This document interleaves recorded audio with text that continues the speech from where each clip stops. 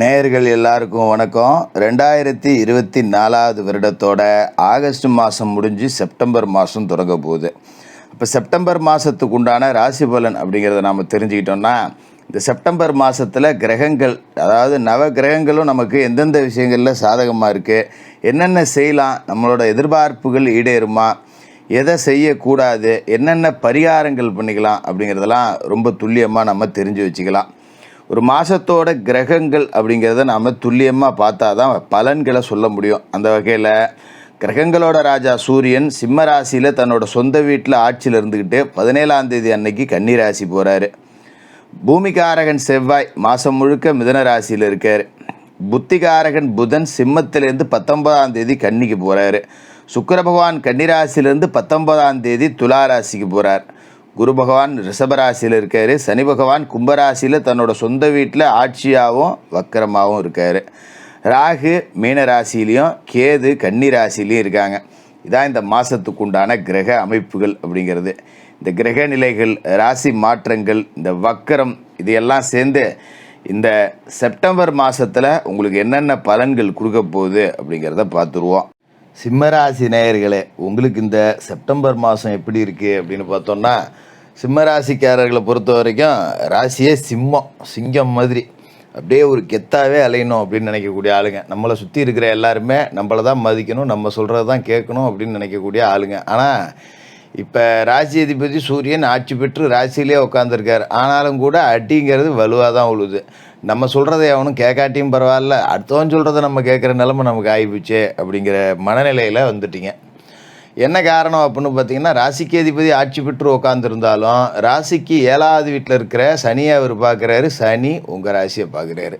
அதாவது சூரியன் சனி பார்வை அப்படிங்கிறது பயங்கரமான பகை கிரக பார்வை. அப்பாவும் பிள்ளையும் தான் சூரியனும் சனியும். ஆனாலும் அடிச்சுக்கிட்டாங்கன்னா இவங்களாட்டம் அடிச்சிக்க முடியாது அப்படிங்கிற மாதிரி தான். அந்த பகை கிரக பார்வையால் பல பிரச்சனைகள், குறிப்பாக பார்த்தீங்கன்னா ராசிக்கு 7ஆவது வீட்டுக்கு அதிபதியாக இருந்த சனி அங்கேருந்து பார்க்குறாரு. அப்படிங்கும்போது கலத்திரஸ்தானம் பாதிக்கப்படும். அதாவது கணவன் மனைவி உறவுக்குள்ளே சண்டை சச்சரவு போதாத குத்தத்துக்கு இப்போ உங்களுக்கு கண்ட சனி அப்படிங்கிறதும் கூட நடந்துக்கிட்டு இருக்கு. அதனால் இந்த 7ஆம் இடத்தோட ஆதிபம் தான் எல்லாத்தையுமே கொஞ்சம் போட்டு அடிச்சு விட்டுரும். குறிப்பாக பார்த்தீங்கன்னா கணவன் மனைவிக்குள்ளே சண்டை, ஒருத்தருக்கு ஒருத்தர் கருத்து வேறுபாடு, எங்கேயாவது சந்தோஷமாக வெளியூர் போயிடும், எங்கேயாவது பயணம் போனால் கூட ஒரு 5 மணி நேரம் பயணம் செஞ்சோம்னா 4.5 மணி நேரம் சண்டை சச்சரவோடு தான் இருக்கும். மீதி அரை மணி நேரம் ஆளுக்கு ஒரு பக்கமாக குரங்கு மாதிரி மூஞ்சி தூக்கி வச்சுட்டு குந்தி இருக்க வேண்டியதுதான். அப்படி தான் இருக்கும். அதோடு பார்த்திங்கன்னா இந்த கூட்டு தொழில் செய்யக்கூடியவங்களுக்கு கூட்டாளிகளால் பிரச்சனை வந்திருக்கும். கூட்டாளிகள் நம்மளை நடுத்தருவில் கூட விட்டுட்டு போயிடுவாங்க. அந்த நிலமை கூட வந்திருக்கும். அப்படிப்பட்ட சூழலில் இந்த செப்டம்பர் மாதத்துக்குள்ளே வரீங்க. இந்த செப்டம்பர் மாதம் அப்படின்னு பார்த்தீங்கன்னா, இந்த சராசரியாக இப்போ நம்ம சொன்ன கெடுபலன்கள் எல்லாமே 17ஆம் தேதி வரைக்கும் இருக்குது. சூரியன் உங்களோட ராசியை விட்டு பயிற்சியாகி 2ஆவது வீட்டுக்கு போகணும். 17ஆம் தேதி வரைக்கும் இந்த பிரச்சனை அப்படிங்கிறது தொடரும். அப்படின்னாலும் சின்ன சின்ன மாற்றம் அப்படிங்கிறது வந்துக்கிட்டும் இருக்கும். என்ன காரணம் அப்படின்னு பார்த்தீங்கன்னா, பூமிக்காரகன் ராசிக்கு நன்மை செய்யக்கூடிய கிரகமாக இருக்கக்கூடிய செவ்வாய் லாபஸ்தானத்தில் இருக்கார்.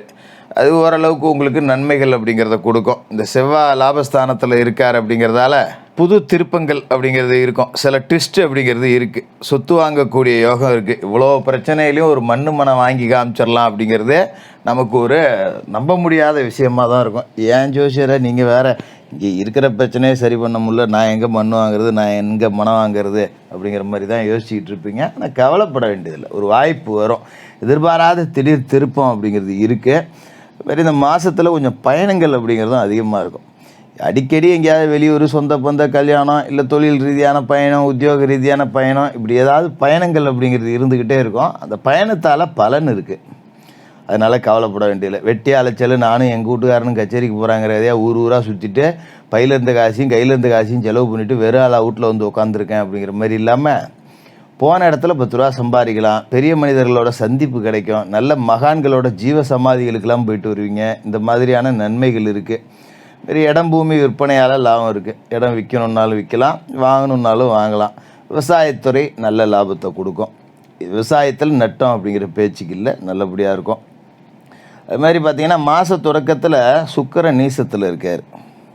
3க்கும் 10க்கும் அதிபதியான சுக்கிரன் நீசமடைகிறார். அப்படிங்கிறதால தொழில் போட்டி அதிகமாக இருக்கும். ஏற்கனவே 10ல் குரு அப்படிங்கிறவர் இருக்கார். 10ல் குரு இருந்தாருனாலே தொழிலை போட்டு கொஞ்சம் அமுக்கி தான் வைப்பார்.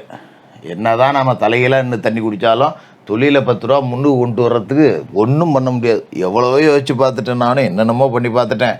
ஒன்றும் இல்லாத தொழிலெலாம் நல்லபடியாக 10 ரூபா லாபம் கிடைக்குது, நான் இவ்வளோ உழைக்கிறேன் எனக்கு கிடைக்கல அப்படிங்கிற மாதிரி தான் இருக்கும். அது வந்து 19 தேதி வரைக்கும் நம்ம பொறுத்துக்கிட்டு தான் போய் ஆகணும். ஏன்னா 19ஆம் தேதி தான் சுக்கிரன் வந்து நீச நிலையை விட்டு மாறி துலா ராசிக்கு போய் ஆட்சி பெற்று உட்கார்றார். இது ஒரு அற்புதமான யோக பலன் அப்படிங்கிறதையும் கொடுக்கும். அதுமாரி புதன் புத்தி காரகன் ராசிக்குள்ளேயே இருக்கார் அப்படிங்கிறது நல்ல நேரம் தான். அதை இப்போ நான் சொன்ன பார்த்தீங்களா பிரச்சனை ஏற்பட்டது இருக்கும் அப்படின்னு, அது எல்லாத்தையும் தாண்டி கொஞ்சம் ஓரளவுக்கு சாதிச்சு காட்டக்கூடிய வாய்ப்பு. ஏன்னா புதன் ராசிக்குள்ளே இருக்கார், தனஸ்தானத்துக்கு அவர் அதிபதி, லாபஸ்தானத்துக்கும் அவர் தான் அதிபதி. அப்படிப்பட்ட புதன் வந்து உங்களோட சொந்த ராசியில் புத ஆதித்ய யோகத்தோடு இருக்கார். அப்படிங்கும்போது உங்களுக்கு சிந்தனையில் ஒரு தெளிவு இருக்கும். என்ன பிரச்சனை வந்தாலும் அதை சமாளிக்க நீங்கள் எடுக்கக்கூடிய முடிவு அப்படிங்கிறது ரொம்ப சூப்பராக இருக்கும்.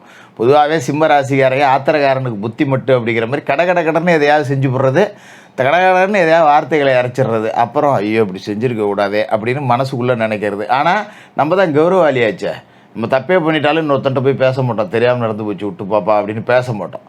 நமக்கும் தப்புன்னு தெரியும். ஆனால் கௌரவம் குறைஞ்சிடக்கூடாதுங்கிறதுக்காக அதை அப்படியே ஃபாலோ பண்ணிக்கிறது. இதில் நட்புக்குள்ள பிரிவு, உறவுகளுக்குள்ள பிரிவுங்கிறது இருக்கும். ஆனால் இந்த புதன் ராசிக்குள்ளே இருக்கும்போது நீங்கள் எடுக்கக்கூடிய முடிவுகள் எல்லாமே நல்ல நிதானத்தோடு இருக்கும். எதை செய்யணுமோ அதை யோசித்து கரெக்டாக செய்வீங்க. அதன் பிறகு அவர் 19ஆம் தேதி தனஸ்தானத்துக்கு போகிறார். தனாதிபதி புதன் தனஸ்தானத்தில் போய் ஆட்சி பெற்று உட்கார்ந்துருக்கார். அப்படிங்கும்போது காசு பணத்துக்கு பஞ்சம் இல்லை, கடன் அடைச்சி நிம்மதியாக வாழக்கூடிய ஒரு அமைப்பு. இது நாள் வரைக்கும் துரத்தின துன்பங்கள் அப்படிங்கிறது இந்த 19ஆம் தேதிக்கு மேலே மாறும். 19ஆம் தேதி தான் உங்களோட வாழ்க்கையில் ஒரு நல்ல ட்விஸ்ட் அப்படிங்கிறது இருக்குது. எதனால் சொல்கிறேன்னா, கண்டசனி இருக்குது, 10ல் குரு இருக்கார். இது எதுவுமே பார்த்திங்கன்னா உங்களுக்கு சரியில்லை அப்படின்னு தான் அர்த்தம். போதாத குத்தத்துக்கு அஷ்டமத்தில் ராகு, இத்தனையும் சேர்ந்து கொடுத்த பிரச்சனைகள் எல்லாத்துக்கும் 19ஆம் தேதிக்கு மேலே ஒரு நல்ல தீர்வு அப்படிங்கிறது இருக்குது. அப்படிங்கிறதால இந்த மாதம் நீங்கள் கடந்த காலகட்ட துன்பங்கள் எல்லாத்துலேருந்துமே கொஞ்சம் விலகி நிம்மதியாக இருக்க போகிறீங்க. உங்களுடைய அந்த குணம் இருக்குது பார்த்தீங்களா, எதாக இருந்தாலும் நம்ம யாராக இருந்தாலும் வந்து நம்மகிட்ட நிற்கணும்னு, அது கொஞ்சம் ஈடேறக்கூடிய வாய்ப்பு. பரவாயில்ல, யாராக இருந்தாலும் நம்மள்ட்ட வந்து கேட்குறாங்க, நமக்கு மதிப்பு மரியாதை கொஞ்சம் கொடுக்குறாங்க, போதும், இது தாண்டி நம்ம என்ன பண்ண போகிறோம் அப்படிங்கிற மனநிலைக்கு நீங்கள் வரக்கூடிய அமைப்பு அப்படிங்கிறது இருக்கு. இந்த 17 நாள் சூரியன் சனி பார்வை அப்படிங்கிறது இருக்குது. அப்படிங்கிறதால மொதல் 17 நாளைக்கும் தினமும் குளித்து முழுவிட்டு சூரிய பகவானை நமஸ்காரம் பண்ணிவிட்டு அதன் பிறகு தான் உங்கள் வேலைகளை தொடங்கணும். அதே மாதிரி சனி பகவானை மனசார வணங்குங்க. சனிக்கிழமையில் சனி பகவானுக்கு எல்தீபம் ஏற்றணும். அதாவது நேருக்கு நேர் நின்று சனி பகவானை கும்பிடக்கூடாது. ஏன்னா சூரியன் சனி பார்வை இருக்குது. நீங்கள் சிம்ம ராசி சூரியனோட ஆதிபந்தத்தில் பிறந்தவருங்கிறதால சனியை நேருக்கு நேர் நின்று கும்பிட்டிங்கன்னா அவரோட வஜ்ர பார்வை உங்கள் மேலே விழுந்ததுன்னா பிரச்சனைகளோட வீரியம் இன்னும் கொஞ்சம் கொடுமை தவிர குறையாது. அதனால் சனி பகவானை பக்கவாட்டில் நின்று தீபம் ஏற்றி அவரை மனசார வணங்குங்க. மாற்றுத்திறனாளிகளுக்கு உங்களால் முடிஞ்ச உதவிகள் செய்யுங்க. எதனால் சொல்கிறேன் அப்படின்னா, சனி பகவான் வந்து மந்தன், ஒரு கால் லேசாக பாதிக்கப்பட்டவர்.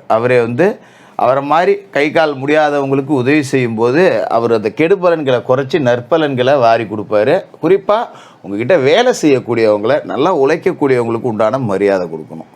வேலை செய்கிறவங்களுக்கு நல்ல சாப்பாடு கொடுக்கறது, போதுமான ஓய்வு கொடுக்கறது, நல்ல சம்பளம் கொடுக்கறது, மரியாதையாக வேலை வாங்கிறது, இதெல்லாம் செஞ்சிட்டிங்க அப்படின்னாலே சனி தன்னோட அந்த பார்வையோட வீரியத்தை குறைச்சிக்கிட்டு 17ஆம் தேதிக்கு பிறகு நிறைய நற்பலன்களையும் வாரி கொடுப்பார். இந்த மாதம் ரொம்ப நல்ல மாதமாக இருக்கும்.